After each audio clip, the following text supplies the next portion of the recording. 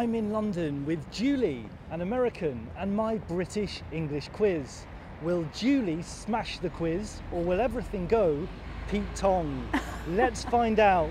Start the video. Julie, where are you from in America? I'm from California. I was born and raised in the San Francisco Bay Area. How many years have you been living in the UK, in England? Almost 18. And how good is your British English, Julie? Oh goodness, well I guess we're gonna find out. Students often really love British English, or they really love American English. So yeah, it's going to be interesting to explore. Absolutely. Okay, let's start the quiz. Perfect. And you can play along, of course, with the quiz too. So question number one, I'm knackered. I'm knackered. What does it mean? Is it I'm very drunk, I'm very tired, or I'm very full after a meal? I'm very tired. Yeah, exactly. So I'm knackered, I'm very tired. So after a long day at work, I might say, oh, I'm absolutely knackered.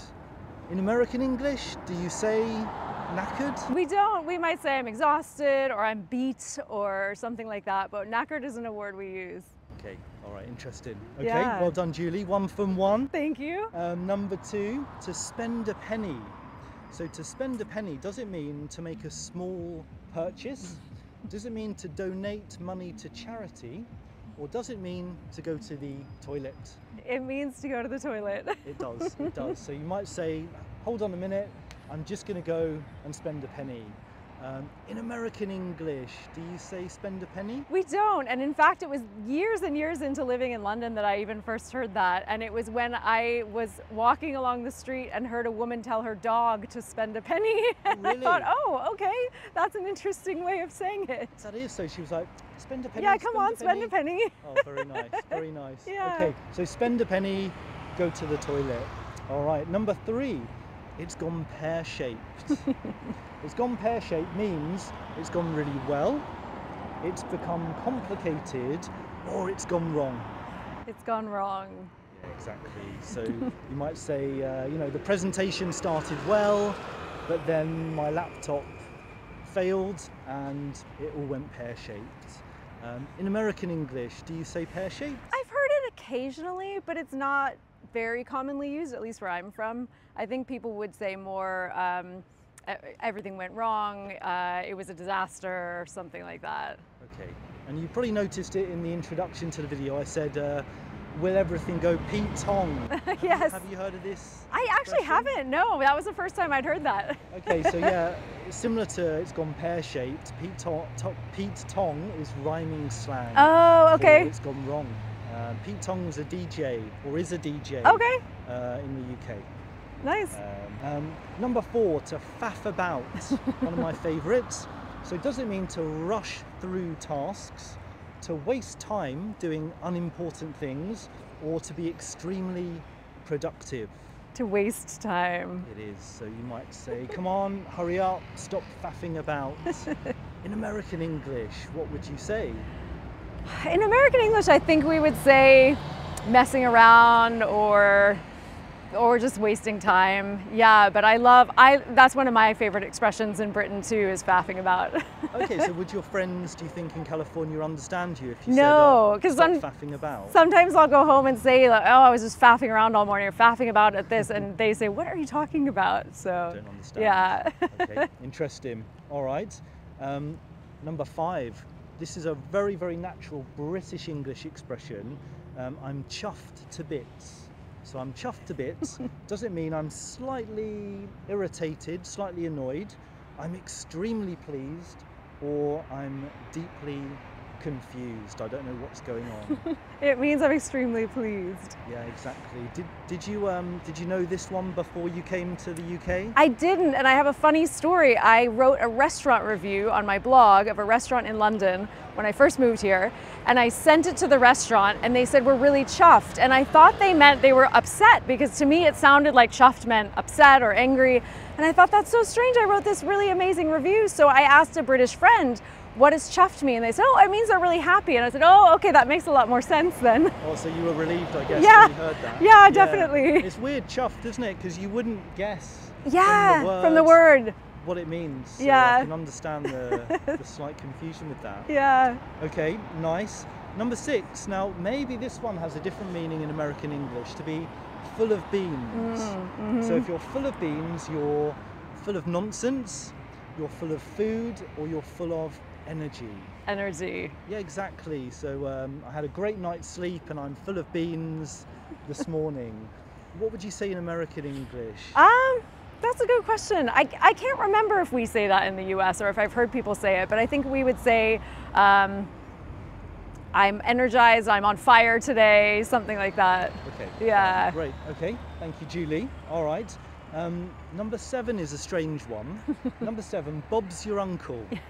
Bob's your uncle means you're in trouble, you've got it all sorted, or that's nonsense. Bob's your uncle. You've got it all sorted. Yeah, exactly. So, for example, at the end of a list of instructions, we would say, Bob's your uncle. So, you know, making a cup of English tea with milk, you boil the kettle, put the tea bag in, pour the water, add the milk, and Bob's your uncle, you've got a cup of tea. How about Bob's your uncle? Is that a new one for you? Hopefully it is. Okay, number 8, to take the mickey out of someone. Does it mean to help someone, to trick someone in a malicious way, or to tease or mock someone playfully? To tease or mock someone. Yeah, exactly. And in American English, what would you say? Would you say that expression? No, I think Mickey? you'd probably just say you were teasing them or giving them a hard time or something like that. Okay, all right. Yeah. Okay, we're doing really well. We're on question number 9, to be skint, which is a really British expression, I think.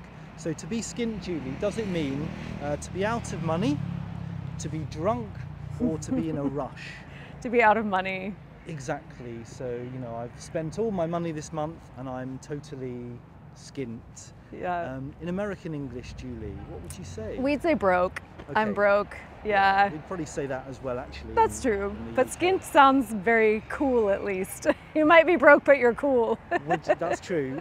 Would your American friends understand skint, do you think? I don't think so. Would you say I'm skint because you've lived here so long? Do you think you might say it now? I might. Yeah. I find myself using American words and British words kind of interchangeably at this point. Okay, that's interesting. Yeah. Okay, right, we're on to the last question, which is one of my favourite expressions of the quiz, actually, to leg it. Oh yeah. You can probably guess the meaning from the word leg, but does it mean to dance? Does it mean to run away quickly? Or does it mean to go to sleep, to leg it? To run away. Exactly, so, you know, let's escape, let's get out of here, let's leg it. What would you say in American English, Julie? Maybe let's hustle, or let's get a move on, something like that. Okay, Yeah. interesting. Well, Julia, I think obviously you definitely smashed my British English quiz. I'm glad. Yeah, so thank you so much for your time. You're welcome. You're a blogger, you're an Instagrammer, you're a YouTuber. I am. Tell us a little bit about the content that you make. Yeah, so I cover London, obviously, because it's called A Lady in London, Okay. but it also covers travel all over the world. So I cover all kinds of different topics, from culture to city breaks and everything in between. Julie, let's do a final shout out to your channel. Thank you. You can check out Julie's channel. All of her socials are in the description to the video. So please check them out. Julie, what's your next project, your next YouTube video? Oh gosh, I have so many in the works. I have some self-guided walks coming up on YouTube. I've got trips to destinations all over the world. So definitely stay tuned on A Lady in London. Amazing. All right, well, good luck, Julie, and thank you so much. Thanks for having me. So thank you for watching. Don't forget to like the video, of course, and subscribe to my channel, the Grammar Go English Academy. I post, as you know, daily shorts and a weekly longer video. So thanks again, Julie. You're welcome. Thank you for watching. Good luck with your English language learning. See you in the next video.